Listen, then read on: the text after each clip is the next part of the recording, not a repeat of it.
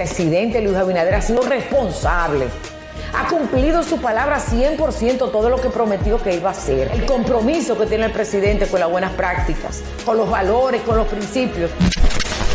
De los más pobres y de esa clase media que usted, presidente Luis Abinader, busca y encuentra soluciones permanentes para mejorarnos la calidad de vida a todos los dominicanos, con comida barata, con alimentos de primera necesidad como Asinespre. Pero yo creo que este va a ser su gobierno. Y lo digo ahora después que ganó, porque si lo digo antes parece proselitismo. Creo que él va a ser su mejor gobierno. Luis ha demostrado que es un presidente funcional. En este momento hay que decir que la República Dominicana está bien gobernada. Que Luis Abinader es un presidente exitoso. ¿Está usted loco? Las facturas comenzaron a llegar y no van ni siquiera a los 9 días. O sea que los muertos en 9 días, ¿qué hay que hacerle? Apagones por pipa. ¿Tú no querías mambo? Maldito, pues toma mambo. Oigan esto. Ola de calor y sin luz. Usuarios desde este denuncian apagones en sectores de Santo Domingo Este. Pero en Yaguate no hay luz desde ayer. En San Cristóbal no hay luz. En el este no hay luz. En el norte no hay luz. ¿Tú sabes lo que está pasando? Bueno, prepárense y acepten esa realidad que estamos viviendo. Antes que nada, miren, señor, ustedes saben que estamos en un escenario en este momento de desorden, de desastre, porque hay una vaguada. Y aquí desde que caen 2 pesos de agua, como decía Juan Bosch en un libro, se llenan los túneles y las avenidas. O son retardados mentales con una profunda incapacidad para saber que esto es una maldita ciudad que está colapsado, el maldito tráfico, que no pueden entender, que no pueden cerrar un día de trabajo, un maldito paso al desnivel. Le importa un coño que le hagan la vida de cuadrito a la gente, que hoy todo el mundo llegue tarde al colegio, a la escuela, al trabajo. A los compromisos para el consulado no le importa. No le importa.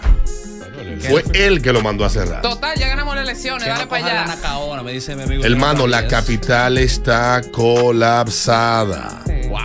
La capital está colapsada por culpa de obras públicas. Wow. Parece que los que están encargados de estos departamentos en obras públicas sufren de algún tipo de retardo. Y cosas tan fundamentales como el cierre de un túnel, señores. Eso atrasa todo, la dinámica económica, el día a día del dominicano. O sea, eso es un desastre. Y es verdad que va a llover y que hay que darle rápido, pero ustedes sabían hace días. No, el estrés, la calidad de vida del dominicano. O sea, ustedes sabían hace días y ese paso de nivel tiene un tiempo importante dañado. Entonces, vamos a pensar. No hay forma de subir.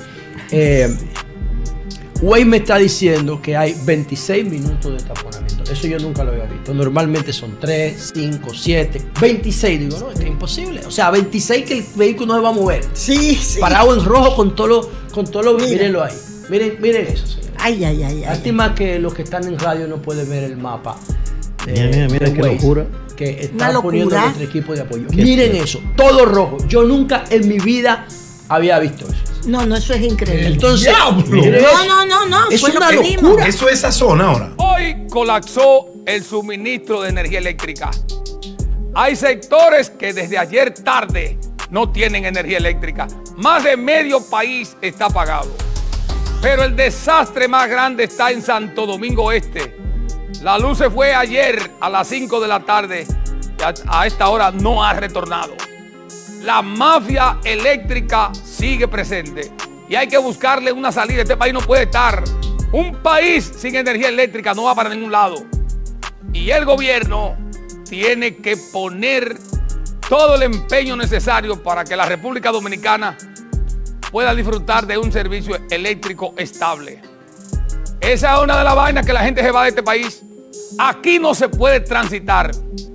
Presidente, ¿qué vamos a hacer con la ley de importación de vehículos? Esos son temas que el gobierno está obligado a darle una respuesta. Este país no merece el desorden que hay en el tránsito, que usted dura 2 horas en 4 esquinas. Este país está colapsado. Los únicos que no lo ven son los funcionarios porque andan con motores franqueadores. Ellos no lo ven como diablos van a ver el tapón. si paran el tránsito para que ellos pasen.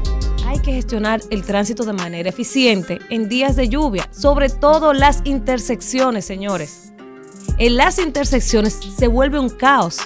Y la gente dirá, bueno, pero es que está lloviendo, es que la AME, que se va, los DGC, que se van a mojar, que son seres humanos. Bueno, pero es que hay que gestionar el desorden que se convierte en la ciudad cuando llueve.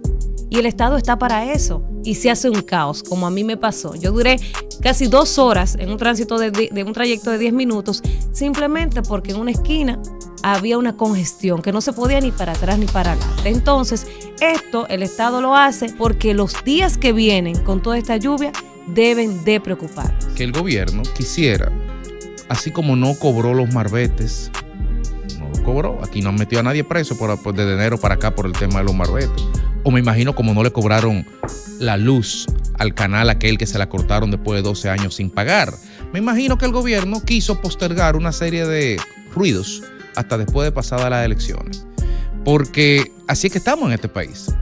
Vamos a poner orden en la casa, que el cambio comience cambiando la forma en que se está manejando en este país, que el cambio comience cumpliendo la ley de tránsito.